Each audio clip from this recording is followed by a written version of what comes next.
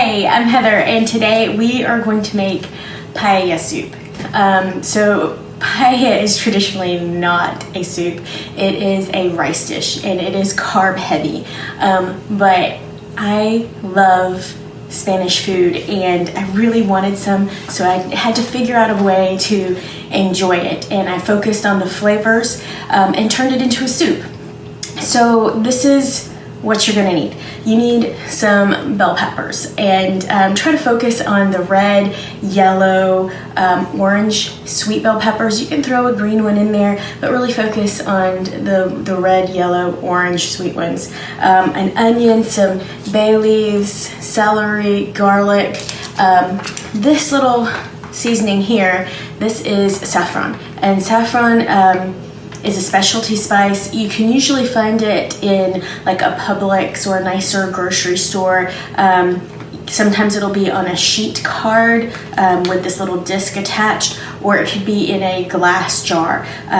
They're threads of a flour, and it has a very distinct flavor, and it's what colors your dish into that nice golden yellow that you see in most paellas. The other seasoning that you need is sazon Goya. Now, sazon Goya, it is like seasoning gold. In this little package, you can find it in the Hispanic section. It comes in a little box, but it has coriander, annatto, garlic, cumin. Like I said, it is just a huge punch of flavor in a tiny little package. So there's your sazon Goya, some chicken stock, tomato paste, and a little bit of olive oil just to help with sauteing, and then some peas for a garnish. So the first thing that we need to do is chop up all of these vegetables, get it in a pot, and saute it down. There's no special way that you need to chop up these vegetables. Just make sure that the seeds are out of your bell peppers and that there's no skin on your onion. And on the celery, chop up all of the leaves because that's good too. We're also going to use a tool that I like it. This is an immersion blender because we're going to blend it all down into a very smooth soup. So I'm going to work on chopping these up, and then we'll move over to the stove.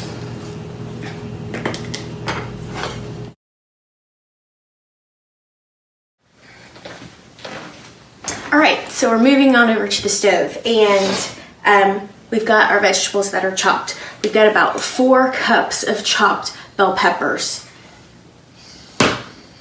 and then about a cup and a half, 2 cups of white onions. So usually about double the amount of bell peppers to onions. Then about 2 stalks of celery. Our pot is already on the stove. We're gonna warm it up and then put in some olive oil and then begin to saute. So the goal here is to hear that sizzles at the beginning and then saute them down until they're very soft. So here we go. Pot, olive oil, bell peppers,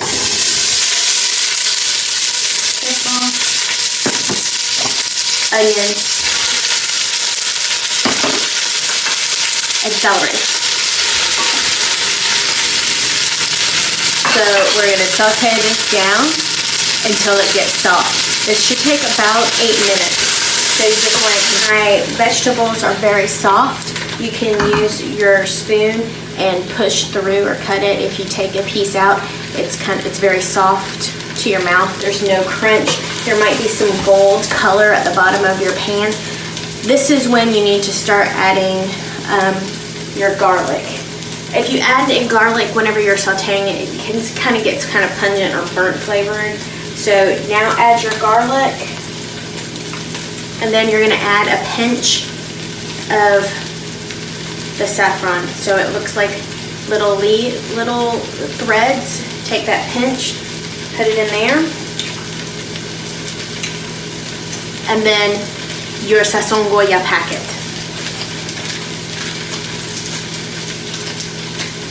And just put it all in there. Okay, and then you'll just continue to saute until it gets really, really smushy and soft. The bottom of my pan has a really dark color, like a dark gold or brown color. That is good. That is where good flavor is. I'm going to use chicken stock to deglaze my pan, which will allow all of the dark color to release and makes it a part of the broth of your soup. Be careful, it will sizzle. Just a little bit, it'll bubble up, but you'll be able to just completely clear off the bottom of your pan and everything goes in there. Now, with that cleared off, the next thing you're going to do is add tomato paste. So this is a small can. We're going to put half of this can in here, and again, we're going to let it cook down and reduce until almost a paste, and then do the same thing again, rehydrate it with the chicken stock. So about half a can of the tomato paste goes straight in there. Stir it up, and we're gonna let this reduce and we'll get back together.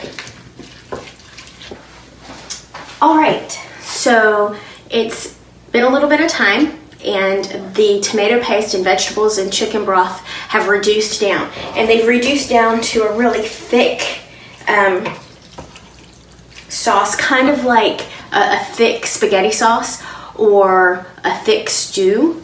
So at this point, there's a couple choices you can make. You can add the rest of your chicken broth and have a chunky soup, or you can add a little bit of the chicken broth and then blend it down or puree it and have a smooth soup. I prefer a smooth soup. The things to be mindful of whenever you're pureeing or smoothing out your soup is that you do need to make sure that your items are cool, not boiling hot. So just let it simmer down and cool down for a little bit. The tool that we're going to use is an immersion blender. You just place it in there with some extra liquid and then it'll blend it down. Or you can take this thick vegetable mixture and put it into your blender, blend it, and then replace it into your pot. So this has cooled down. I'm gonna add about 2 cups of chicken broth here, and then we're going to use the immersion blender.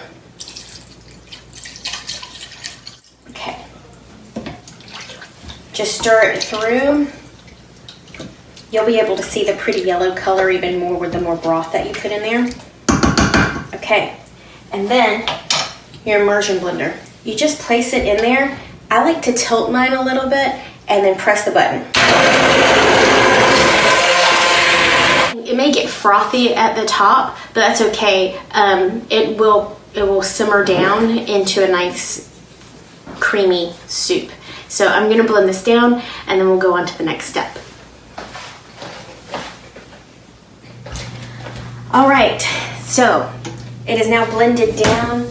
It is a very creamy, kind of golden orange in color.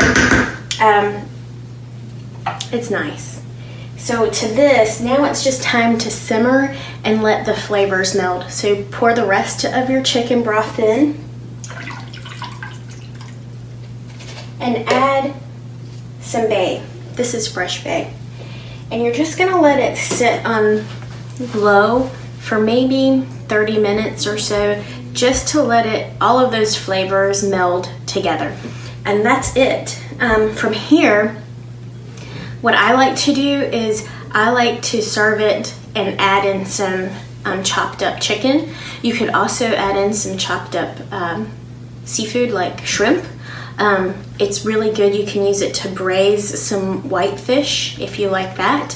So it's very versatile. It's a good base, and it's just something nice, a little different, some good Spanish flavor. So I hope you enjoy paella soup, and have a great week. Thanks. Bye.